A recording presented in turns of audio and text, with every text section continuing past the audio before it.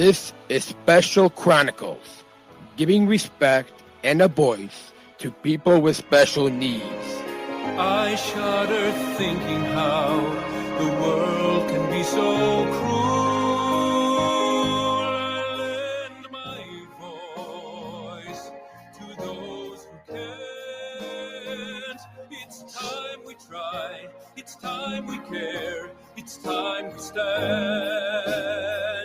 It starts with a voice. Welcome back to the Special Chronicles podcast, where we're giving respect and voice to people with special needs. I'm your host, Daniel Spukowski, and founder of Special Chronicles. And today we've got a truly empowering episode for you. We're joined by now three-time guest, Rob Snow, comedian, speaker, and the brilliant creator behind the Improvaneers, the world's first all Down syndrome improv troupe, and the innovative Improvaneer Method, as well as his co-worker Nick Joyo, who is part of this troupe. We will hear how a simple conversation sparked a movement, how improv is transforming lives and perceptions, and get an exciting sneak peek at the upcoming film that's sharing this story with the world.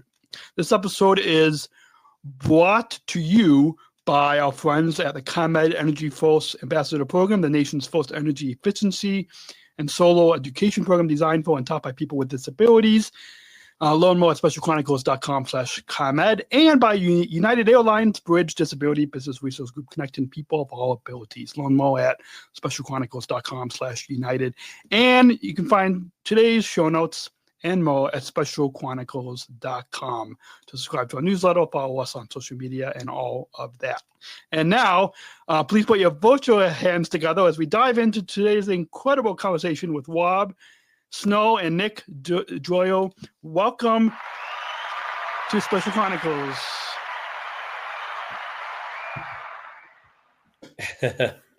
Welcome. I love it. Great intro. Thank you. And as we said, for those of you listening, and if you join Special Chronicles Plus, specialchronicles.com/plus, you can watch the pre-show and get a little. We break down that fourth wall of the studio, and you guys can hear when Rob and Nick join the studio, the virtual studio here. But Rob, this is you are now a three-time guest. Yeah. How about that? I didn't know that. You said that, and I was sitting here thinking, boy, I haven't heard from Daniel in a while. Maybe he's forgotten about me. And here, I think I now have the record, right? Yes. I still follow your Facebook page and Instagram, and when I saw that you have this new film and you guys are going on tour, I thought, well, listeners definitely need to hear about this excellent program. Yes.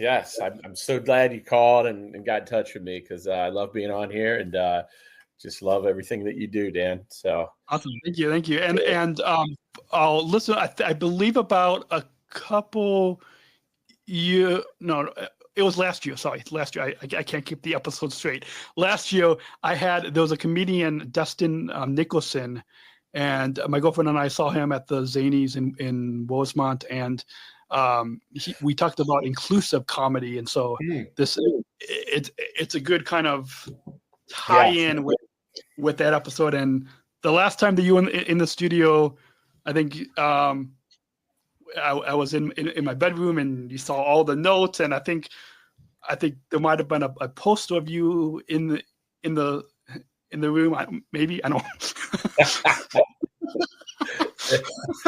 Yeah, a little weird, Dan. You're keeping posters up in the room. I don't know. That is weird. Look, Nick's got a poster of me up in the room too. I do. But I got posters of Nick, so he's up. He's behind me everywhere. Well, I'm everywhere. Well, now I actually have a poster of my girlfriend Georgia and I here in the studio. So yeah, a little better. That one's better. Yeah, for sure. Yeah. So why don't we get started? And Rob, take us back to early 2018. Can you share the moment that sparked the creation of the Improvaneers? Yeah. The last time that, and our listeners can go back in the archives on specialchronicles.com and search for your name. And the last time we talked about Stand Up for Downs, and I forgot what the other. Yeah, I think that was the last couple of times you were on. Yeah, Stand Up for Downs. I think I was doing a show called Minimize the Mountain or We Need a Sign. And yeah, I was doing a one-man show around the country and things. So yeah, so the Improvaneer Method started right around 2018 when I used to do stand-up comedy and improvisation in Chicago when I lived there. And that was in the late 90s. When I studied at Second City and a place called Improv Olympic and a place called the Annoyance Theater, all really amazing, great theaters for improvisation. And then I kind of gave it up after about 4 years. I gave up the comedy and acting and improv altogether. And I stopped for about 8 years. And then we moved from Chicago back to Cleveland, Ohio, where I'm from. And that was around 2009. And I started doing stand-up comedy again, just for fun. I wasn't doing it for any career, or I had a good day job. And it was just fun. And I was doing like open mics and guest sets places. And then that same year we had our second son, Henry, who was born with Down syndrome. And so those two things kind of collided in that year, and we got very involved in the Down syndrome community and disability community. And then I'm doing comedy. And so those two things kind of collided. And that's kind of informed or been a part of my life since that year, both of those things. And so my wife and I, around 2012, started Stand Up for Downs, where we just produce comedy events and raise money for different Down syndrome related, organizations and causes.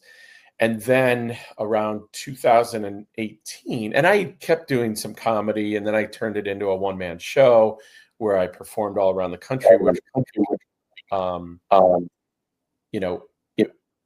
to, it was, what was it? It was like raising a child with, developmental disabilities, commonalities we share, and a bunch of laughs were in there, and, things like that, a couple tears, but, and so I had done that, and that was a lot of fun. And I still do that from time to time. And then I was reminded by a friend who she was pregnant with triplets at the time. And then she had two other girls also under the age of 5. So she was about to have 5 kids. And we were just having a good time talking. And she used to do improvisation. And she used to also teach special education.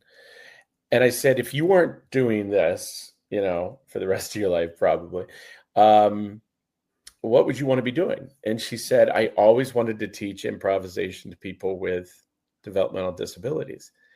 And I said, why is that? And she goes, oh my gosh, imagine the possibilities. And it blew my mind. And I was sort of like, my immediate thought was like, of course. Why didn't I think of this? I studied improvisation. I know exactly what it could do for people with developmental disabilities. And so we talked a little bit more, and I said, look, I'm stealing your idea. Okay. And she goes, Rob, look at me. I'm not doing anything with it anytime soon. So take it away. And so I credit her everywhere I go. Her name's Katie Belanca. She's the best. But so she was really the one who kind of gave me the idea. And then I was in Detroit at the time, and I drove home from her house. It was about 3 hours, and I didn't turn on the radio once. And this just blew up in my mind. And so I brought it back home, and we started just doing classes once a month for like 2 hours at a place called Gigi's Playhouse, and which is out of Chicago. The headquarters are in Chicago, and we do a lot of stuff with Gigi's now. And we perform for them. We're doing a workshop with them now, or an online class. So they've been amazing to work with and really supportive. But it started at this Gigi's in Cleveland, which had also just started, by the way. So we did it once a month. And I remember, here's what the big change, because I was just throwing like everything I could think of at them, from a game standpoint. Every game I remembered, I was scouring books about improv and like, okay, what game works and what's happening with this game? What am I teaching? What skills are being developed? And it was about 5 months into it. So we'd only had 5 classes, doing it once a month. And we had this young man who had a dual diagnosis of Down syndrome and autism. And he only said 3 words in class. He said, Tony, Tiger, and yeah. And his name was Tony. I mean, those are the 3 words, Tony, Tiger, and yeah. And he was just really, kind and a gentle soul and just sweet. And he'd just be in class, and do his best. And, at the time I kind of went, well, I don't know if Tony's going to get much from this, but we'll see. And so about 5 months in, and then I got a call from the site coordinator, the person who ran that site, that Gigi's site. And I was in an airport in Charlotte, North Carolina. And she goes, Rob, I got to tell you this story. I was just over at Tony's house dropping some things off. And I went up to the door and Tony answered and he gave me a big hug. And he was wearing his, at the time we called it, it was just a Stand Up for Downs t-shirt. He's wearing his Stand Up for Downs t-shirt and he gives me a big hug, which was not something Tony did. Like a lot of folks with autism, sometimes touch isn't like the main thing that they do. And so he did, though. He gave her a big hug. And then he started to talk. He said, Tony want to be actor. Tony go downtown, Playhouse Square, be actor. Tony get into Cleveland, go act. Tony want to win awards, acting. Lots of words, right? He had only said 3 words. And so the parents came up and the woman said, what has gotten into Tony? And they said, that class. He can't stop talking since that class began. And so it was really just are you there?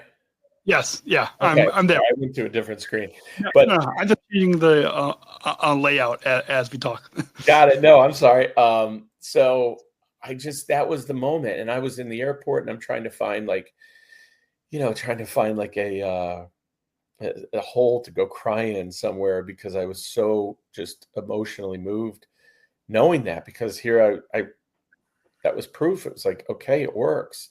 And I came back home and I said, okay, we're going to do once a week. We're going to cast a troupe of dedicated individuals who are going to be a part of this. And so I put that together around 2018, March of 2018. We cast about 25 individuals. I wanted to start in the Down syndrome community because my son has Down syndrome. So I'd known Down syndrome. That's sort of my wheelhouse. And about 25 people auditioned, including the young man who's on this call we'll get to soon, I imagine, who's anxiously waiting to talk. But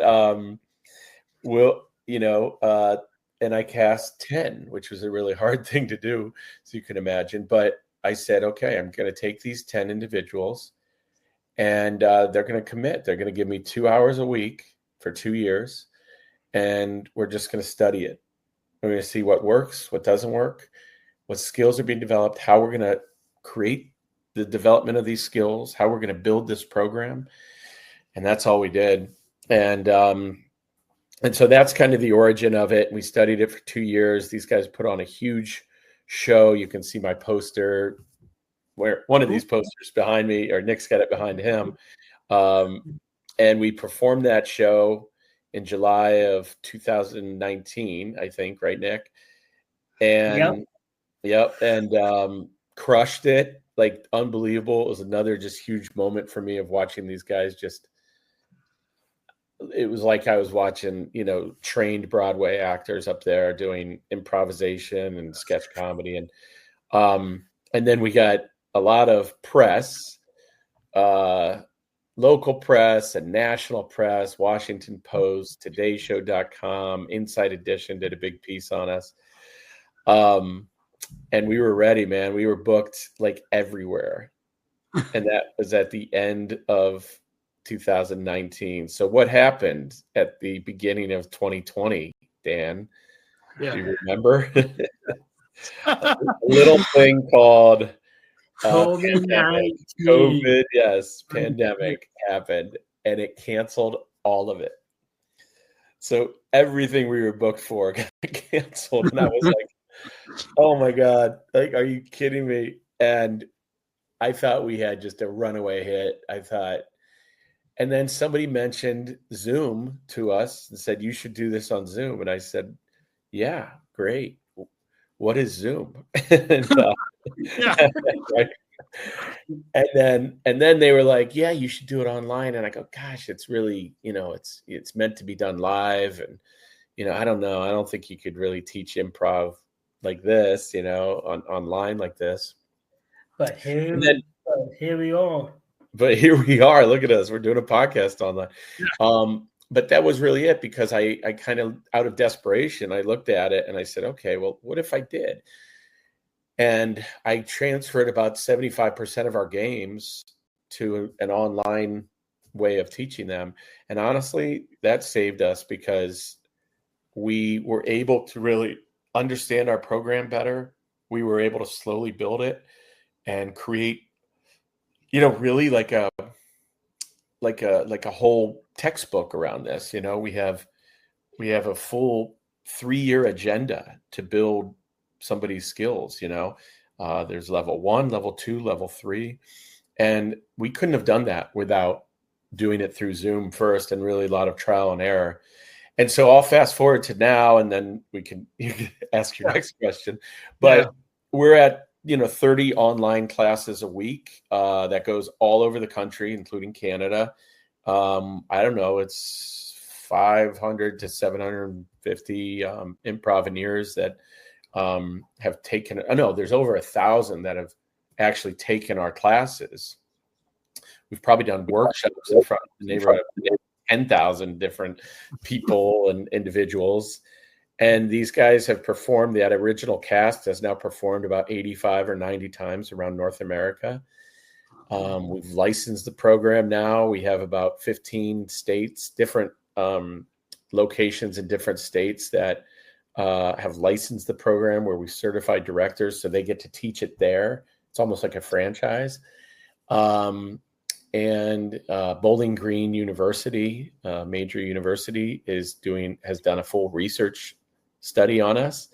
We have a program in Australia that just started, and now we're making a documentary. Yeah. Awesome. So to bring Nick into Nick, can you share? Because I think at the top of the program you said that you were one of the first participants. So comic or actor, though, I don't what you. Yeah, can you share with us, Nick, how you got introduced to Rob and the Improvaneer method, and how you got started doing this? Yeah, improv? So I met Rob at Brisbane Playhouse in Akron, Ohio, and I asked him if I could be on his board with Stand Up or Downs, right? To be a self-advocate. Well, Nick, first he auditioned, because I didn't know Nick, but even though coincidentally we're both from the same hometown. Canton, Ohio. And I never knew Nick, but he came in for the audition and blew us away. So that was first. He got accepted into the Improvaneer Method. And then after a few months of performing, now go ahead, Nick. You asked me to be on the board.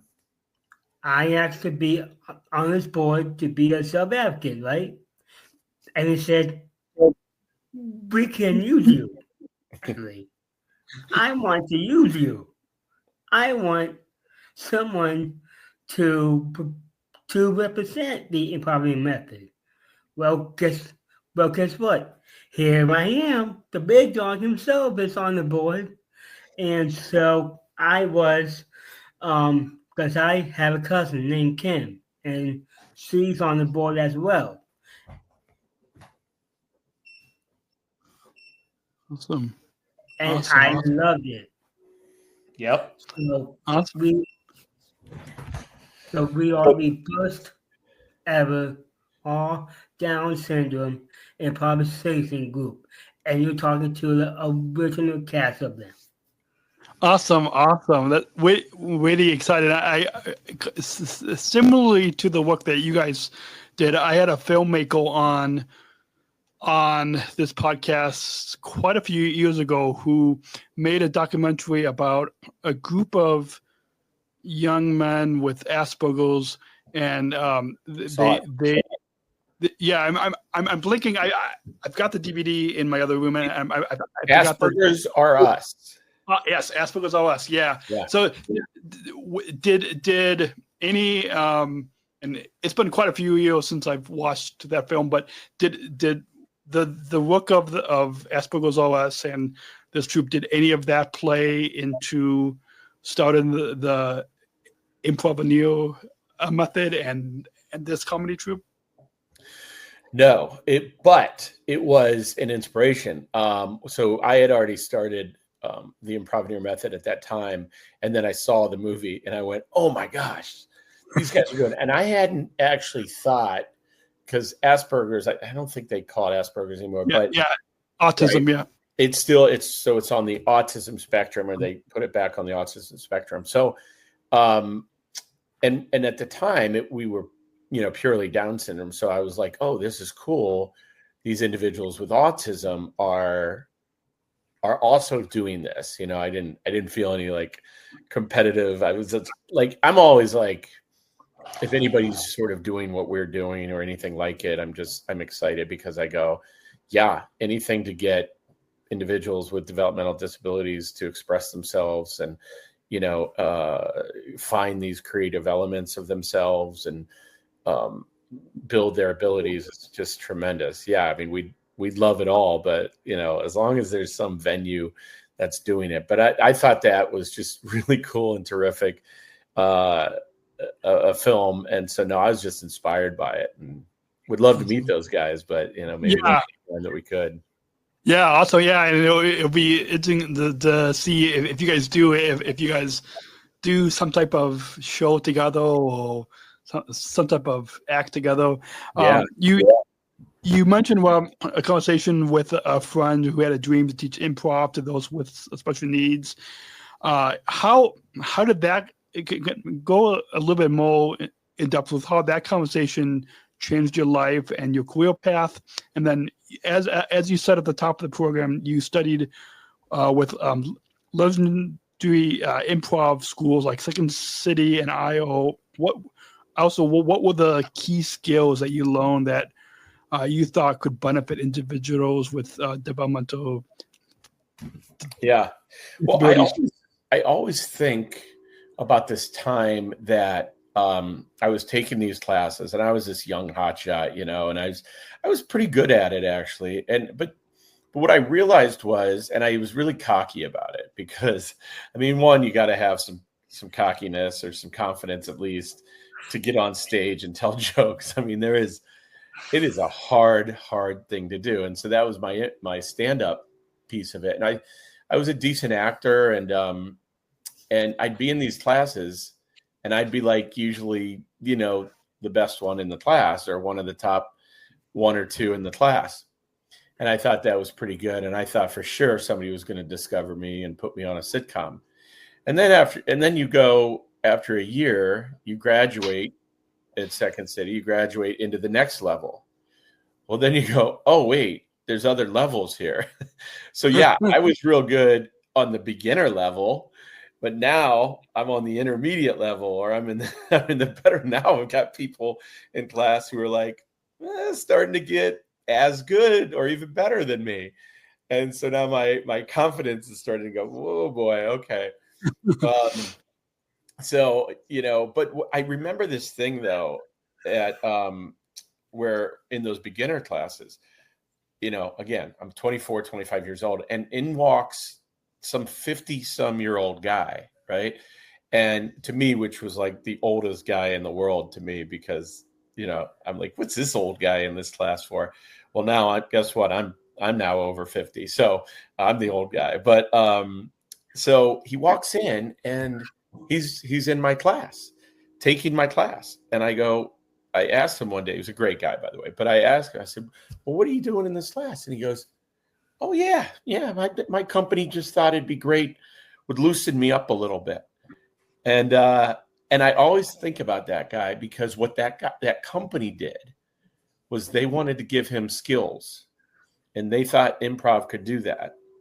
They wanted, maybe he was sort of quiet at work, or maybe he wasn't, he needed some help being more creative or something, or, talking to people easier or better. And they go, why don't you go take an improv class and see if that helps you a little bit? Well, I sort of have that still. And even from that conversation with my friend Katie, who introduced me to this idea, like, those were kind of the two thoughts I always had. I was like, this guy was just in there to build skills. I didn't think about that when I took improv class. I thought about becoming an actor and becoming famous, all of that. But this guy was there for a whole other reason, just to produce skills. So when I really thought about this program, I thought, what skills can we develop in this program? So if you're ready for it, Dan. Yes. There are 10 skills that we have identified. And I'm pretty sure that Nick is gonna rail off every one of these. Because Nick is also my national sales executive, though. National sales director. Yes, I am his national sales director.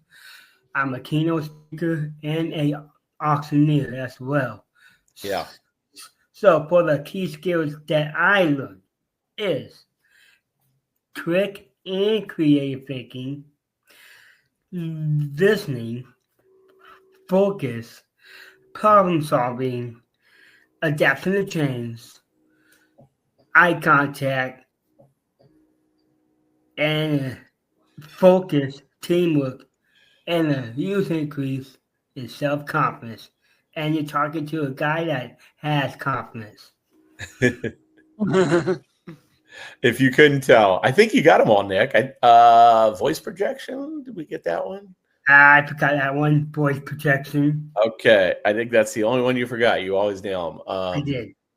Yeah, so those are the 10 skills. I mean, those are pretty good skills. So you think about in a job situation, the reason we teach improvisation is to build those skills so we can greatly increase social workplace, time opportunities for not only Down syndrome, but for all abilities.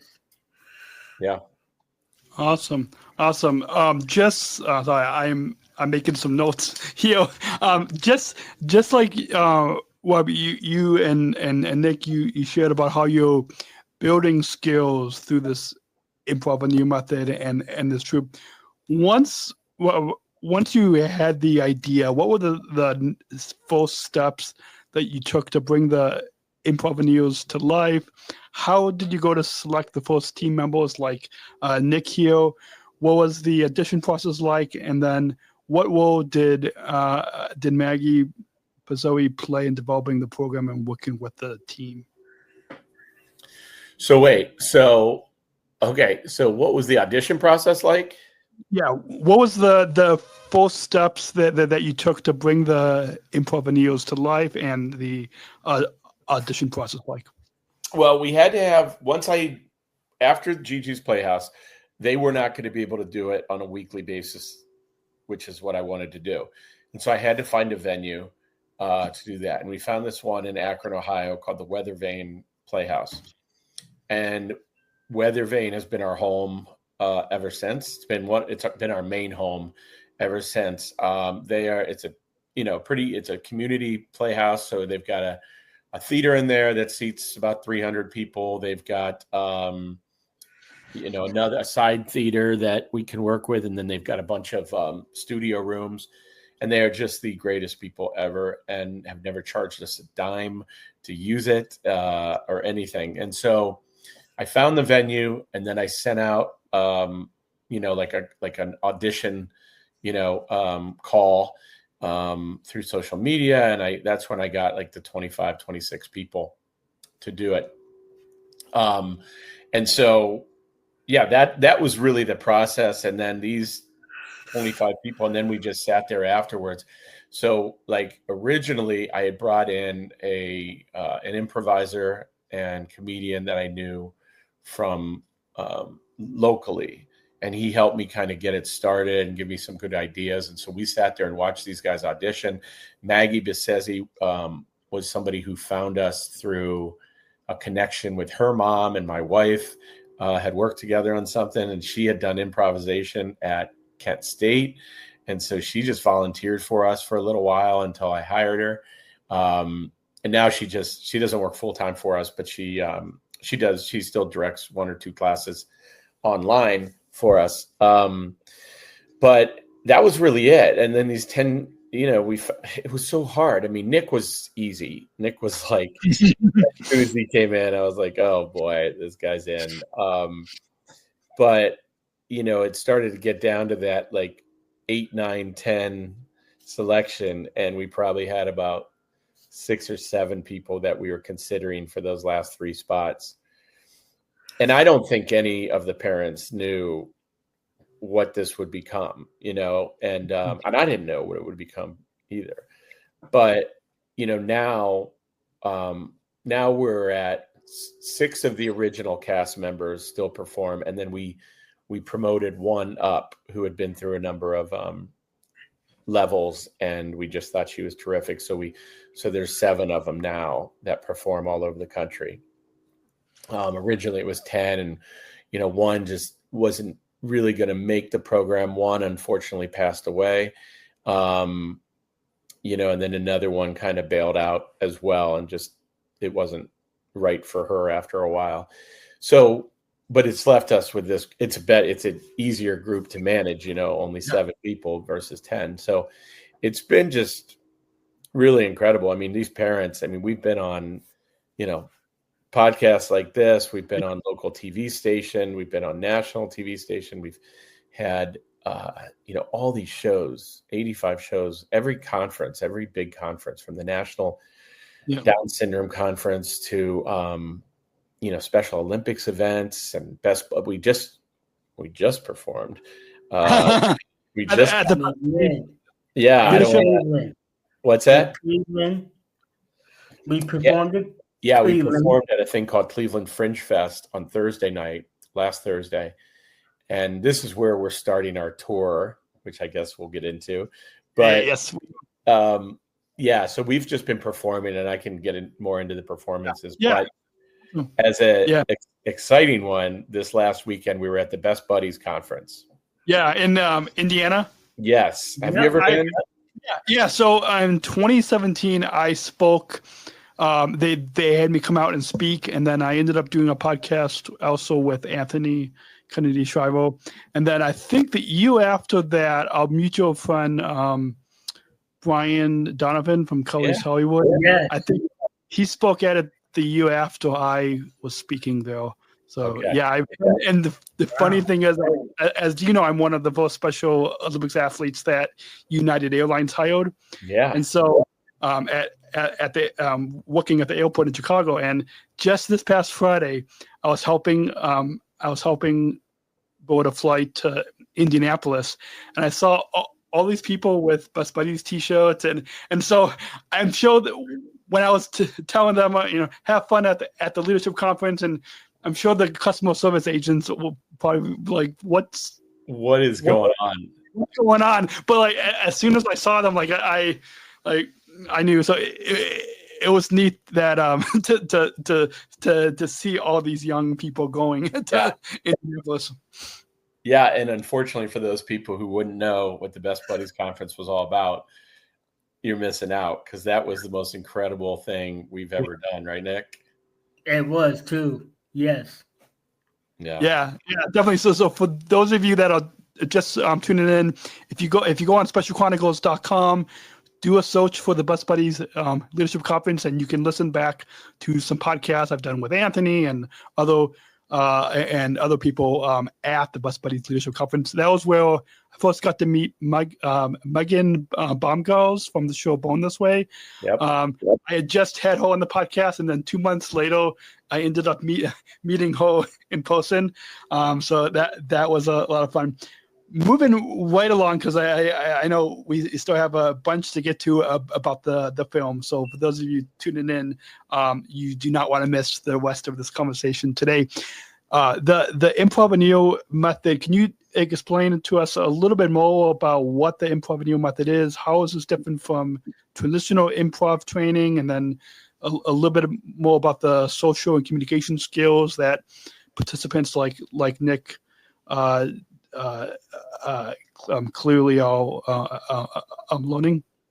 Yes, so using improvisation is to build skills that is greatly increased in our social, workplace, and lifetime opportunities for people with all abilities. And we have all kinds of live and online classes we got to offer. Performances, one-on-one classes, you name it. We're trying to certify trainers to be certified directors. And our founder and CEO of this whole thing is Rob Snow. He's the one that created this company. And believe it or not, since I'm on the board of Stand Up or Downs, I am the Stand Up or Downs vice president, and Rob's wife, Ellen Snow, is the president of Stand Up for Downs as well. Yeah, and so thanks, Nick. See, that's why he's my national sales executive. The different, you asked about like some of the differences of this program from other programs similar to it. So improv is not, it's an easy concept, it's really, you're thinking of things off the cuff on the spot. You don't have a script. And the other concept is you have to yes and everything, which means that's a big phrase in improv is yes and, which means anything that's brought to us when we're performing or on stage, we agree with, we say yes to. And then the and is, and we're going to add to it. So yes, and we're going to add so that we create a very visual and big scene. If it was the other way, if it was like no, if somebody came on stage and said, oh my gosh, did you see all the aliens have landed? And you went, no aliens have landed. Well, that sort of destroys the scene, right? But if I was like, oh my gosh, yes, and they're looking for all of our ice cream. Now you've got something to go on, right? Now you've got a fun scene you're going to do. So that's what improv is. But I wanted it to be different in a number of ways, because really what I wanted to make sure that it was about, it wasn't just let's get a bunch of people, with developmental disabilities in a room and get them to explore this kind of acting and explore their creativity. It was very purposeful. It was, we're going to explore this so you can build, like Nick said, build these skills so you can get a better job. Because I think, unfortunately in this world with developmental disabilities, and as you have seen, Dan, and I'm sure as you have experienced in your life, because Dan, you're one of like the smartest people I know. And I think, honestly, you are like this, this wizard of a reporter and journalist. And like, you think of things, you can just sit here and remember everybody's questions. And, you have a disability. And I think, and what people would tend to do is kind of to see like your disability or Nick's, and then they pigeonhole you and they go, oh, well, they might hire you, but then they go, oh, but we'll have them stack food in the back, or we'll have them wash dishes over here. And I call it pigeonholing. That's a common expression, but it means they're placing you in an area where they think you're going to fit because they've just by your looks or by the way you sound or whatever it is. And it's not accurate, because if that was the case, Dan, you said, I don't know your whole story. I know some of it, but like you said, no. I'm a lot more than whatever jobs these people are giving me out there. I'm going to start my own podcast. It's going to be wildly successful. I'm going to have all the, and you just did that. And so, kudos to you, but it sort of pisses me off. I'm sorry if I can't say pisses, but no, that's fine. It sort of pisses me off that a company doesn't think that first. Like, there's always this expression in the disability world, which is assume competence. And what that means is, don't look at somebody who has a disability or a developmental disability and assume that they can't understand you or they can't do certain things. Assume competence off the bat. So like Nick, he worked in a grocery store for 11 years before he started with us. And after he started with us, he looked at his job in the grocery store. And at that time, the manager had started to move him more in the back, just not even knowing, just, again, looking at him and pigeonholing him. Meanwhile, Nick was this incredible customer service guy. He was up there, whether it was bagging groceries or helping people with their carts or helping people with food, whatever it was customer facing, which was brilliant for him because he's exceptional at that. But they put him in the back and he started to hate that. And he quit the job after 11 years. And I said, Nick, why did you quit the job? And what did you say to me, Nick? It's beneath me. It's beneath me, it was my favorite words I think I've ever heard in my life, because he made that determination and he said, no, this is beneath me. I can do better. And you've heard his resume. So from then he joins the cast.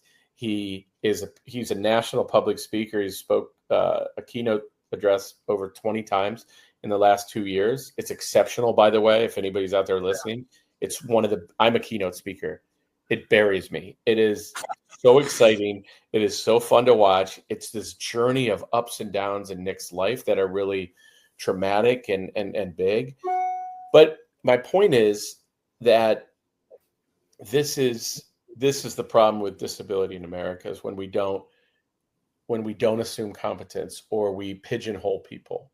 And so what I always wanted to try to do with this program was to make sure that we were building abilities where people could achieve their dreams and that meet their abilities in a much better way. Okay. Like I told my son when he was in 4th grade practicing basketball in the backyard, he goes, Dad, you think I'm ever going to make the NBA? And I go, no. And he goes, wait a minute, you're supposed to say yes. It's like, no, not a chance. Wow. He goes, why would you say that to me? Why would you kill my dreams like that? And I go, well, first of all, the physical limitations of the Snow family aside, the fact that you're probably not going to get above 5'11". Secondly, I go, we've been out here for maybe 20 minutes and you're kind of ready to go in. I go, I don't see cones on the driveway. I don't see you getting up at 5 a.m. and dribbling through cones and coming home after school and working another 3 hours at it. And I mean, the reality was I said that, kind of jokingly to him, but very real. Like, no. Now, if he would have said at any point in his life, Dad, you think I could ever be a comedian? Or do you ever think I could be an actor? I go, yeah, you're good at that stuff. Like that is what you have passion for. But I think we all need that opportunity to meet our abilities, whatever those abilities are, and to work to those abilities. So I wanted to create a program that could do that. I love what you said about that, and I hope a lot of companies will, maybe anybody will listen to our conversation today. What you said is, also I'm right now for the past few I'm working on co-writing a book with a pilot of where I work with my other job. Can't get into a lot of details right now. Man. But so hopefully within the next year we'll be able to announce this. But Yeah. That's awesome. It's been hopefully it's the first of a few books that I hope to write, but it's another dream. But with kind of speaking to that, and I'm going to come back to you, Nick, in just a moment, but on the same lines of that you said, Rob, about companies assuming and beyond the data, what stories from parents and employers and participants like Nick have struck with you the most about the impact of the Improvaneer method and this improv? Yeah, great question. Love that question because it's the most important question. Like, how does it work? How do you know it works, right? And I knew I needed to create a couple ways to show that it would work. And one's called the qualitative way of understanding it. The other is the quantitative way of understanding it. So like scientists and data people, and they always want to know quantitative because that has to do with numbers and data and, real information.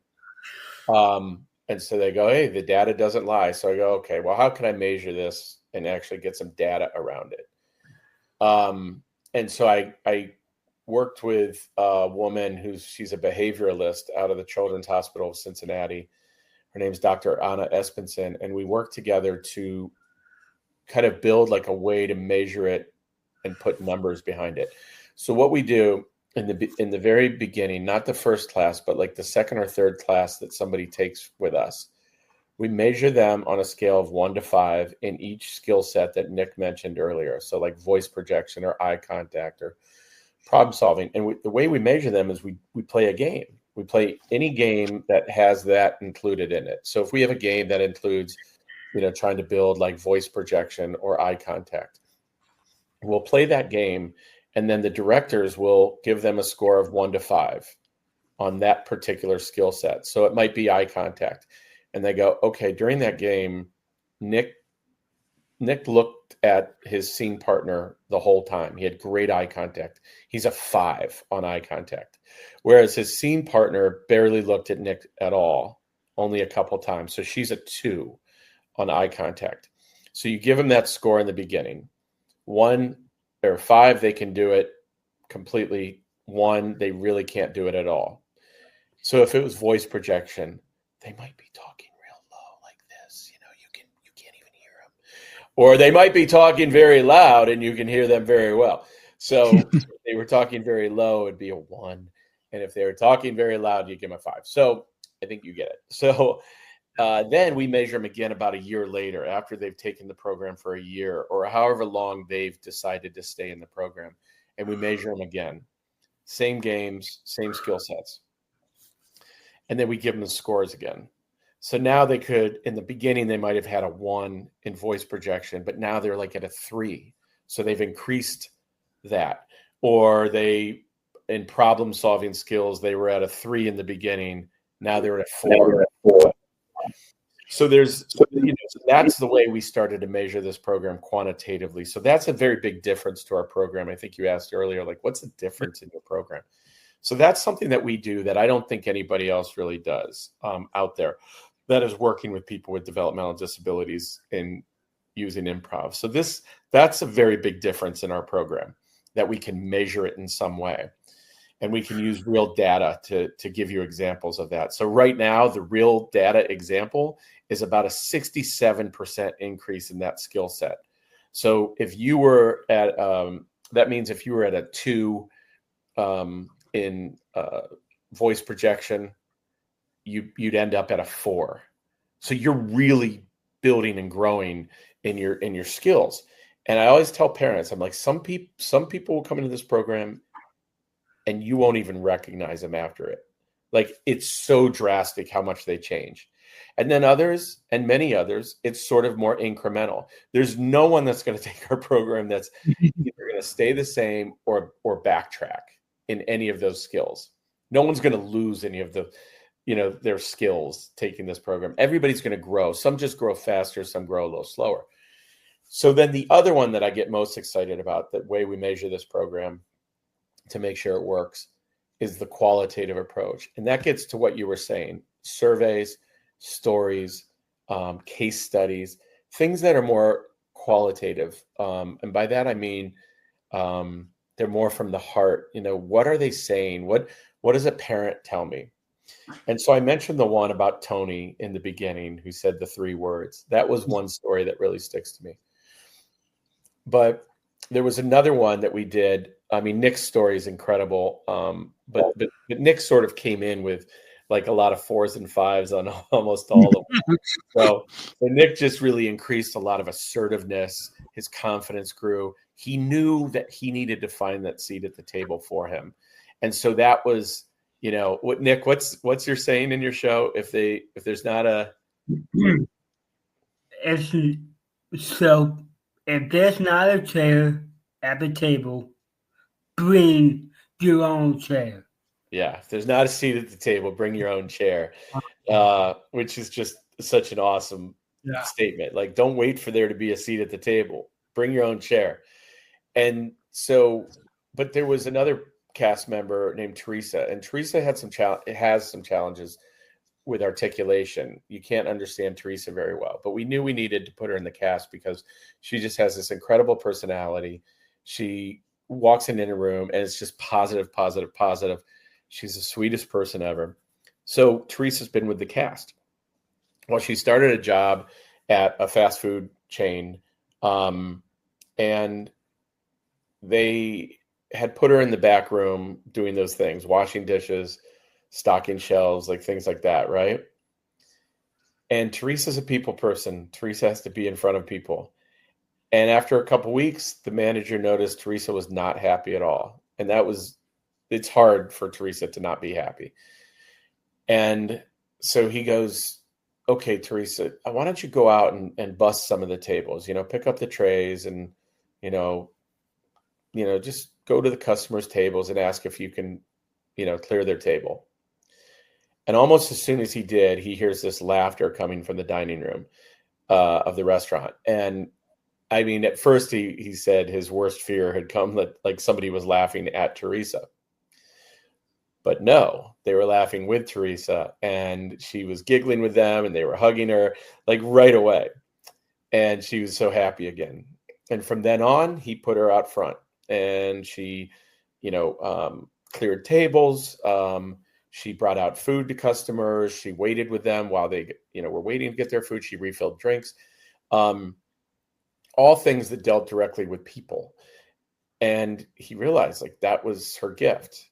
And so, but this program had really taught her to do that better, to have that eye contact and voice projection. So those stories come in all the time. And I have a operational manager who runs most of this program. Her name's Liz, and she's amazing. And so I don't get to see it all as much as I used to when I was the only one running it.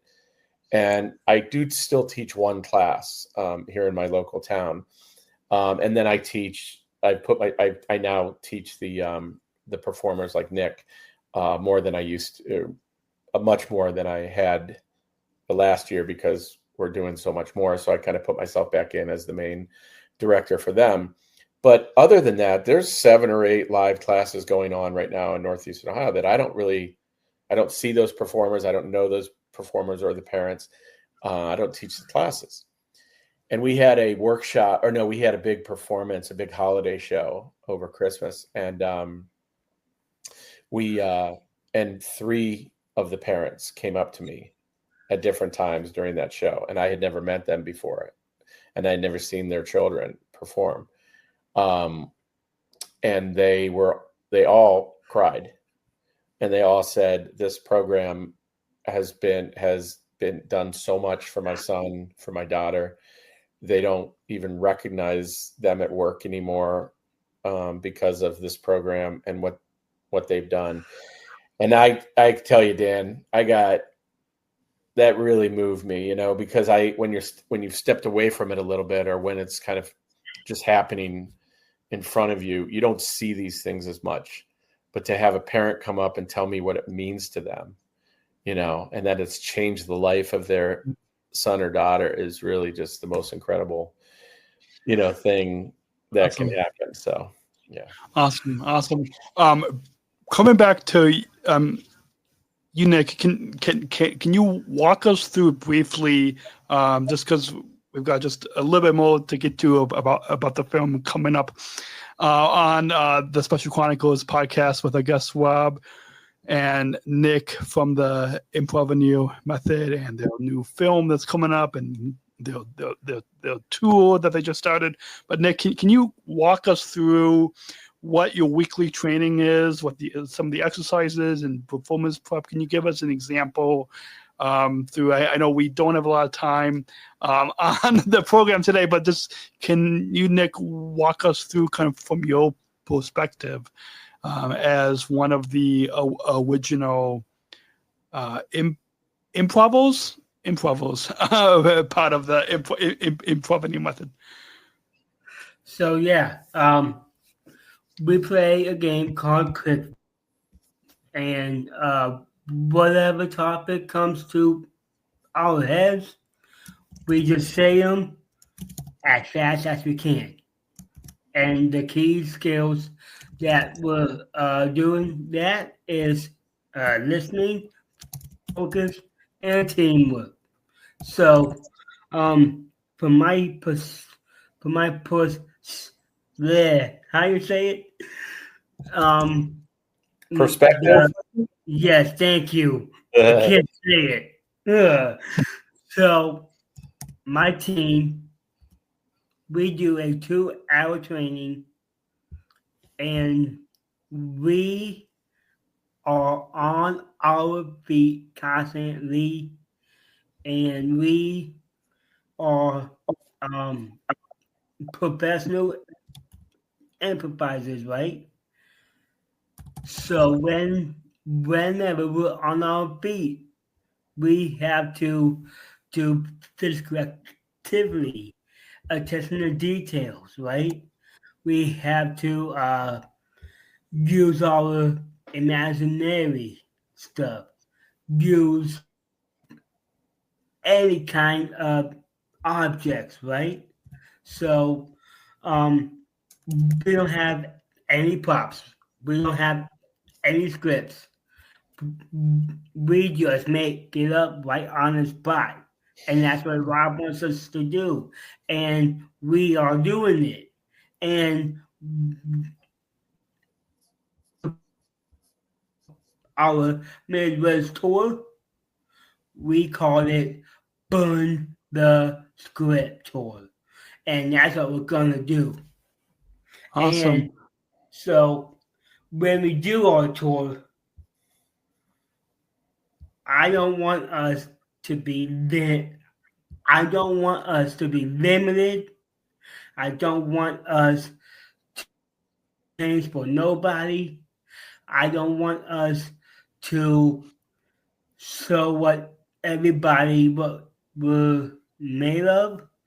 Yes, with Down syndrome, but we're not change our limits and don't limit us because we here to make people laugh, and that's my key. Awesome. I love that, Nick, and that ties in perfectly about don't limit us perfectly, Rob, with what you were talking about later. What you were talking about earlier in the program today, especially about a lot of companies and a lot of people outside of our disability community not putting limits on us and not assuming that we can do more. Coming back to you, Rob, how have you seen the public perception of people with Down syndrome, like Nick and the other performers that you work with, like my girlfriend Georgia, and others with developmental disabilities, shape a result of the troupe, and then kind of follow that up with how the Improvaneers have quickly gained national attention with major media outlets, and what it was like for them to watch this movement grow almost overnight. How have you kind of through the media and through others watching people like Nick and the Improvaneers, how have you seen the public perception of people with Down syndrome shifting? Yeah, another good question. It shifts. I mean, audience to audience, it shifts. So that's kind of what got us into wanting to do this documentary, because whenever we do a show, there's always three audiences. There's the audience of individuals that have developmental disabilities that attend the show, and their reaction is like they're sort of in awe and inspired because they're seeing people like them do something so spectacular. So they're like, oh my gosh, I could do that, right? The second audience is those in the know, or what I say is in the club. So those would be like parents or siblings or people, like loved ones of people with developmental disabilities, or caregivers, or teachers, like people who've worked with people with developmental disabilities, and their reaction is like, finally we're seeing what we already know, the capabilities of these individuals, right? So that's really cool too. But the third audience are those that really don't know a ton about people with disabilities or developmental disabilities, haven't worked with them, aren't related to them or close to anyone, and their reaction is sometimes a little offensive, only because, but it's awesome, because their reaction is, I didn't know they could do that. And so I only think it's a little offensive because I'm always like, well, you should have, sorry you never got that chance to know what they could do, but now you know. And that's the great part of it. That's why it's awesome, because they had a perception change. And that perception change is what is going to be the key to the rest of this world, right? The rest of our lives and the future of developmental disability is changing that perception. And that's the biggest key. And so, yes, and I'll segue, if you don't mind, into the film. Yeah. But I was just gonna have you segue into the film, because it's a perfect. Okay, good connection. Good segue. Okay, so because that's what I really wanted to do with this program too, is change those perceptions. I mean, like I said, we got to go beyond the pigeonhole and beyond that stereotyping of individuals, or that those people who aren't assuming competence. And if we can get there, man, the jobs that could happen, the worlds that can open up for people with developmental disabilities are enormous. The money they can make, they won't be relegated to the least paid employees at the company. They can advance in the company, all kinds of things. And so, and the world doesn't look down on, or the world doesn't pity, or the world doesn't go, there's that other thing in the disability community where they call, like the inspiration or the hero stuff. Inspiration phone, yeah. Yeah. And it's like, I mean, look, it's lovely. It's awesome to see any person with a disability that's, elevated and is ultimately happy. You see it if the kid gets in the basketball game and shoots the last shot, but nobody's defending them, and, but they make the shot and the crowd goes wild. And it's like, yeah, but maybe he could have made that shot with people defending him, with like him being an actual player in the game. I don't think anybody wants free gifts out there. I think people want to earn what they, the accolades that they get, and the rewards. They want to earn those rewards. And I don't see that any different with people with disabilities. So we wanted to make this film, and it's called Burn the Script. Because of that, we wanted to change perception, and we wanted to do it by watching these 7 cast members achieve, and show abilities that most people don't think they can do. And it's a very unique thing, improvisation. It's a very hard thing to get up and do that. the audience is going to see this in a really incredible way. And also at the same time, alongside of this, we're going to show what's sort of happening in this world right now, Dan, where there are opportunities being limited for people with disabilities. There are resources, funding being limited for people with disabilities, whether it's Medicaid or programs that no longer can afford to exist. This is a problem. There's a very popular podcast, and it's in our trailer. There's a very popular podcast, just slightly more popular than yours somehow, Dan. I wish it were the other way around, but it was the Joe Rogan podcast. Yeah. And there's a quote that he says in there that the R word is back, and he says the R word. And people are laughing, and other people in this world are using the R word more.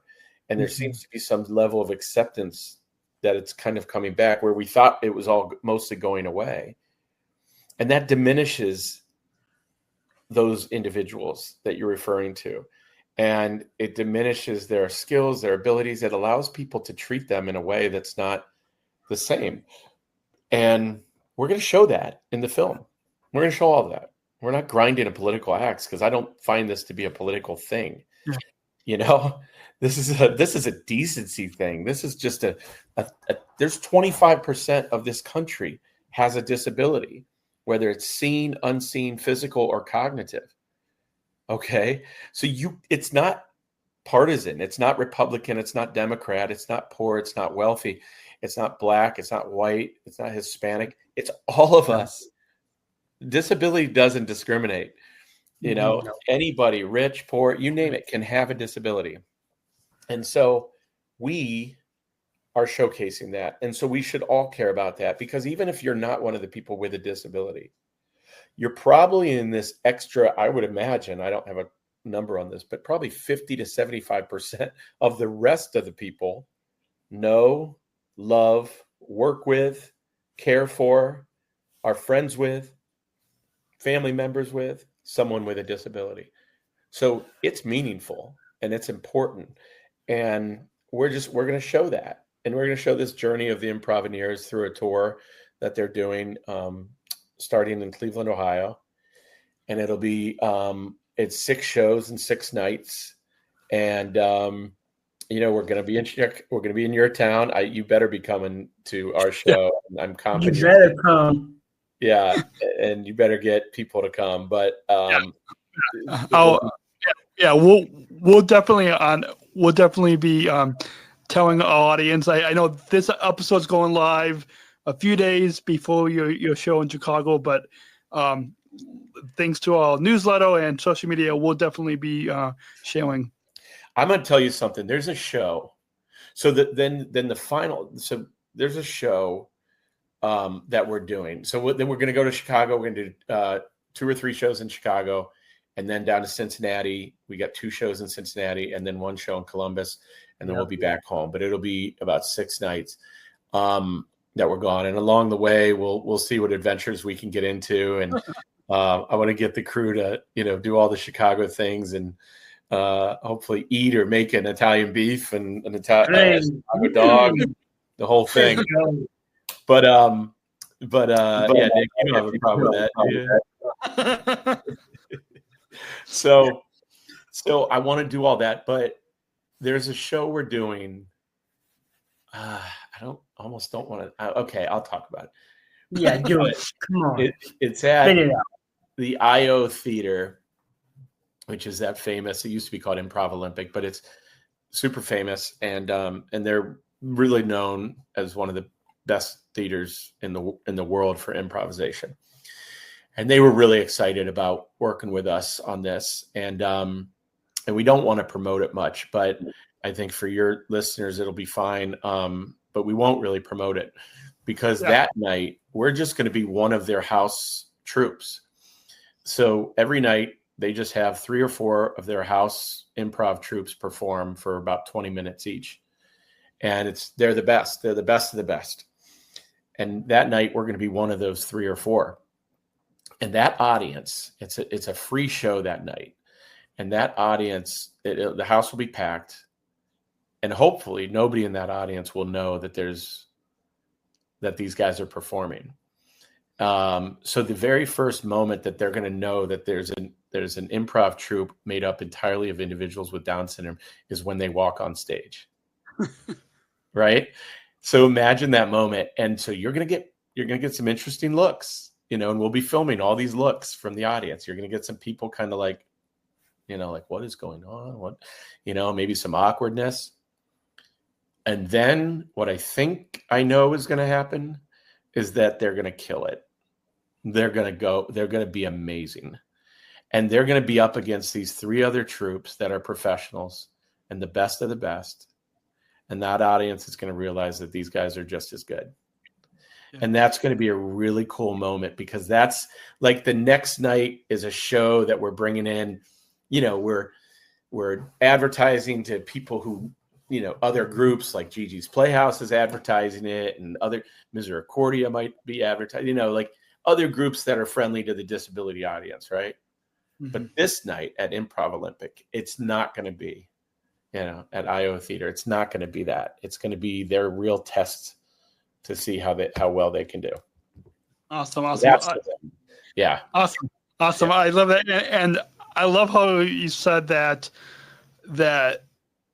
what you talked about earlier, how people like Nick, people like me, and those of us with developmental disabilities will limited in jobs, will limited in society, but the work that you and the Improvaneers are doing will hopefully, without getting too political, but hopefully it will show other leaders in the country that we can make just as much money as other people, and that will, in the past, it's been with government benefits and with that, if hopefully this can start to kind of change perspectives to have make it more equal and more fair with people without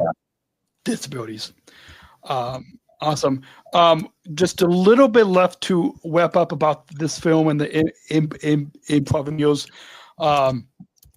You mentioned global denomination. I'm jokingly, what global domination, right? Yeah. What does the future really look like for the Improvaneers? Expansion, franchises, and then what do you hope audiences will take away with this film? You nailed the question. I've been on so many podcasts, and I'm telling you, man, like they don't ask nearly as good questions. Sorry to all the podcasts I've been on. But, we now know what your favorite podcast to be on is. I've been on it 3 times. It must be. My favorite. Yeah. So, so I do joke about global domination, sort of. I mentioned we have a program in Australia, and it's funny. Just before this podcast, I just heard from the person running that did I say podcast? We have a program going on. In Australia now, and I just heard from her. And she's ready to get this thing moved all across Australia and New Zealand, which is really funny. Just to even think about, Yeah. So yeah, sort of getting global domination is happening. But no, just to keep growing, I really think I want a couple things from the Burn the Script film, however it comes out. Right now we're, I'm not going to say that we've been sold or to, Netflix or HBO or whatever. That's our goal, of course. And I think, we've got a couple agents now working with us that are looking into all of that and seeing what kind of meetings we could set up. I think there's going to be a huge market for it. But from that, and if it takes off and becomes popular, or, either way, we're going to keep growing our our business. You know, we've grown every year. We've expanded, you know, into so many different areas, or in locations and things. We're now, you know, all actually all abilities, as Nick said earlier, all abilities. So we'll kind of start a peer modeling, you know, program similar to like Best Buddies or Buddy Up Tennis, if you've heard of that. So like, you know, all those things would be great. There's a huge industry of teaching improvisation to people with Alzheimer's, you know, like the elderly who have Alzheimer's, because it's been shown to have really good effect on people with Alzheimer's. So we might jump into that a little bit. But I think with this film, as the major thing, yeah, we'd love to grow as a company. And I'd love every individual with any developmental disability to take this program, because I know the value that it will bring to them. Even nonverbal, we've created a program for nonverbal, but it's the perception change for me. If this film can do one thing, and that is, if we can get 1 million people or 2 million people, 10 million people to watch this thing, they're not going to watch it and walk. It won't be in theaters, but walk away from their streaming device and think the same about people with developmental disabilities. You know, they're going to think differently, and they're going to think a lot more positively. And they're going to walk by somebody with Down syndrome in the street, or they're going to walk by somebody who has autism or something, or they're going to work with somebody, or they're going to be waited on by somebody, or they're going to, you know, all these things are going to happen. And now there's a whole different perception that they're going to have around that, and appreciation for it. That's awesome. Awesome. We've got just a few final questions to kind of reflect on our time together here before let you both get back to the rest of your evening. I still have one more episode to record before I can actually eat my dinner tonight. Jeez. I know it's you're Hamilton, man. You are nonstop. The work that I go to for all of you listeners. Oh. Anyways, if you want to give me a copy, right. Chronicles.com/donate. Yes. Yes. How has the journey for both Rob, you and Nick? I don't know if I don't know who wants to go first, but how has this journey of the Improvaneer Method changed both of you personally? Nick, good question. Personally, it's gonna change my life. Because the reason why I'm saying that will change my life is because I came a long way. I came a long way because I am full of entertainment. I am full of motivation. My dad is a dude. My dad is loyal.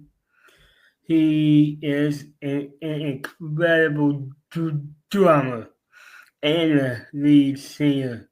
He's been in a bunch of bands long time ago. He used to be on tour as well.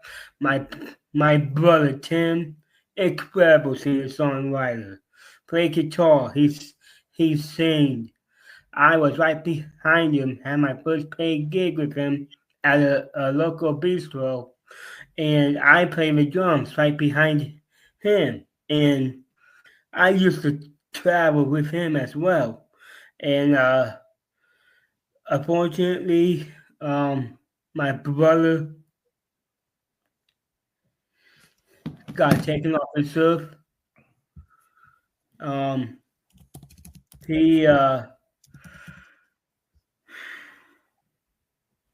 It hit me hard, hit my mom and dad hard, my sisters hard, but he's more than a just brother. He's my best friend and my hero, and I looked up to him. I wanted him to be my best man in my wedding someday, but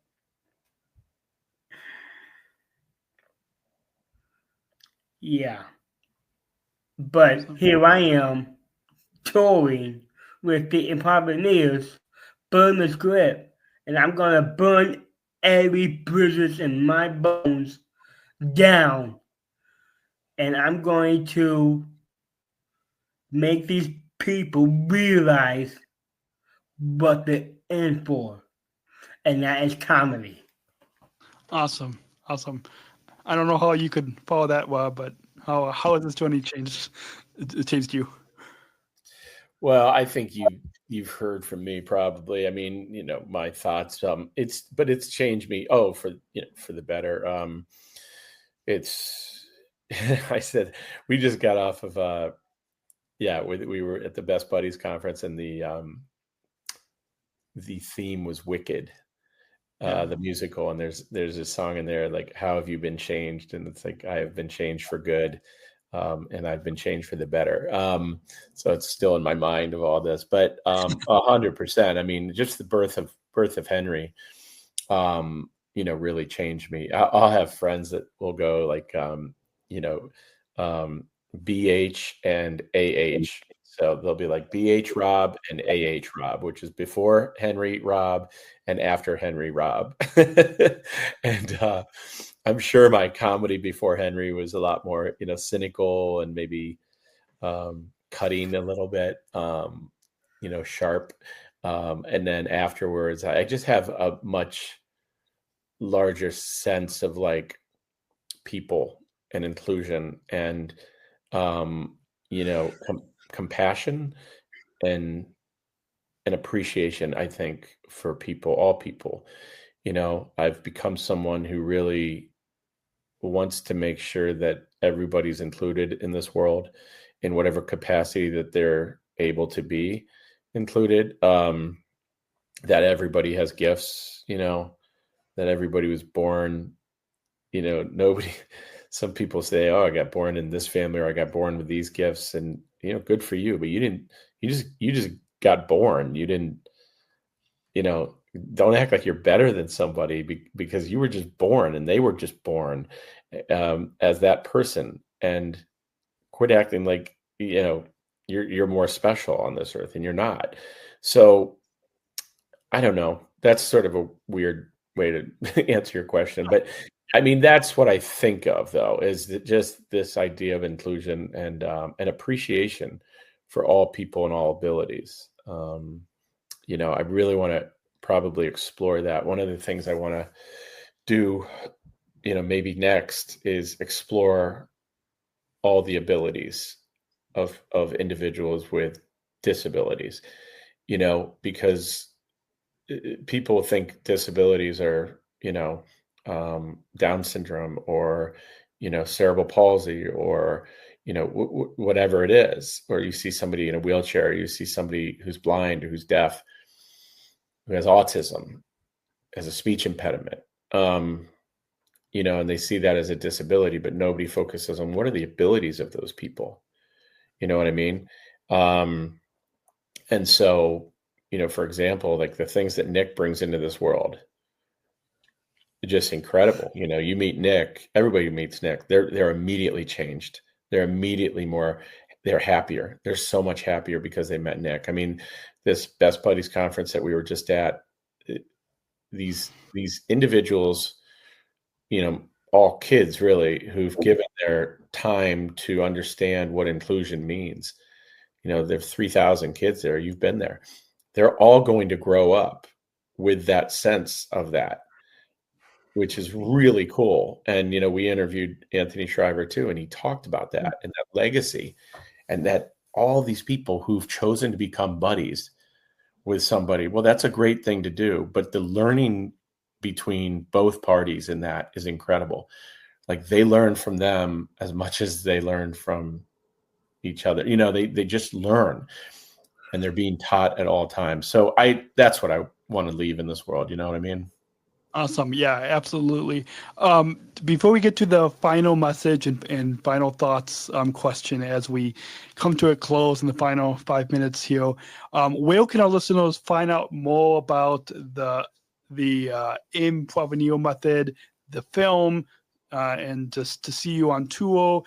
For those of you that I'm sure you guys all, for those of you listening in, could be listening in from anywhere across the globe, across the country. But if you are listening and you are here in Chicago, where I am based, or if you want to come fly to well, by the time you hear this, if you can fly to Chicago in a few days, where can our listeners find out more about the Improvaneer Method and this film? So improvaneermethod.com gets you a lot of information. I think most of everything we do gets put on there. Certainly how to contact us. I'm Rob at theimprovaneermethod.com. Nick is Nick at theimprovaneermethod.com. So really easy to reach us.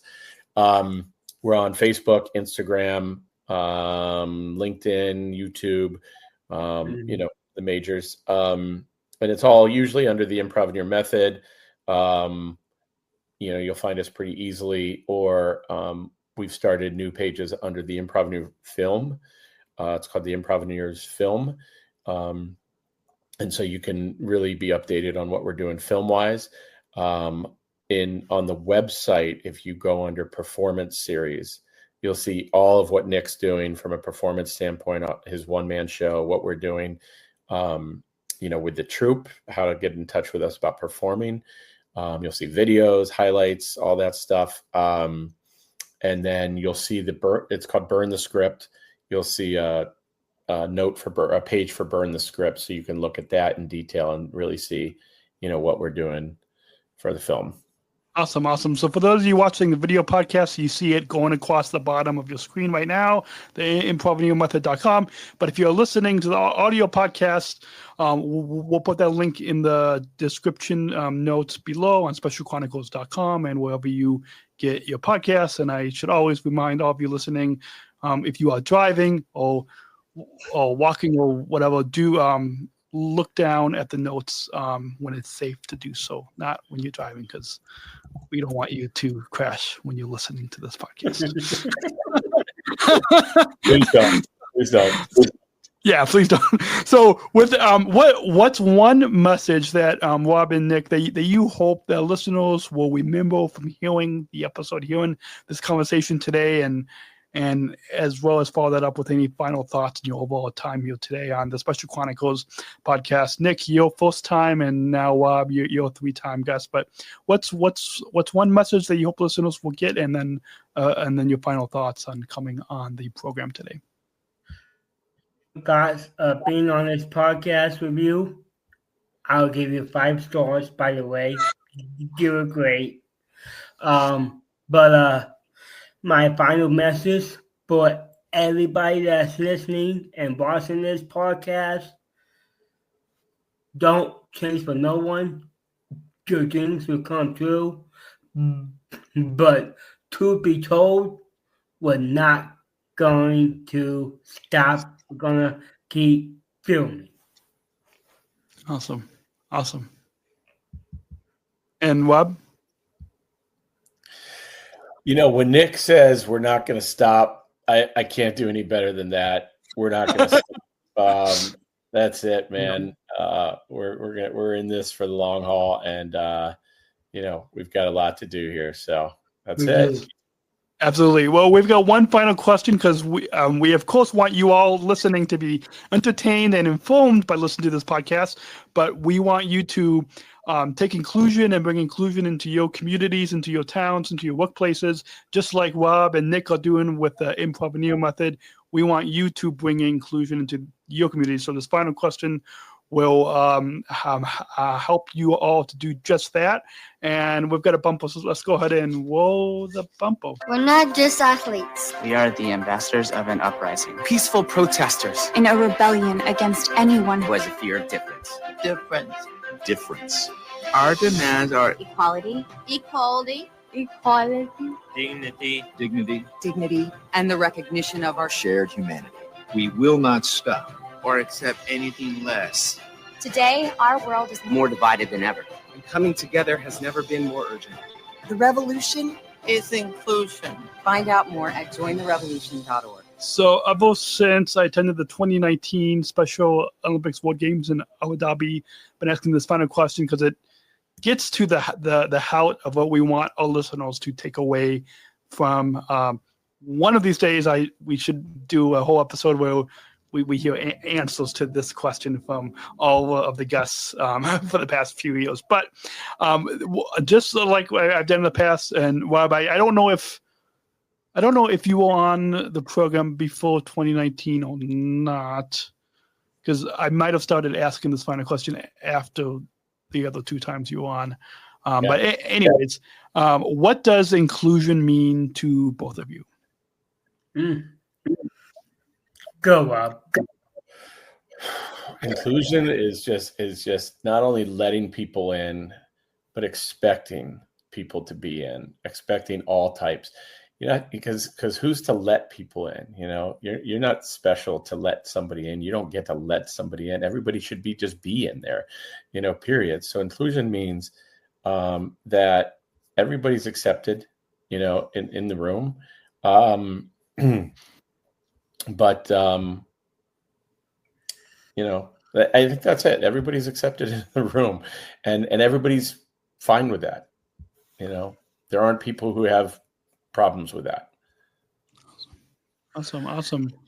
So inclusion means to me is we are not going to be limited.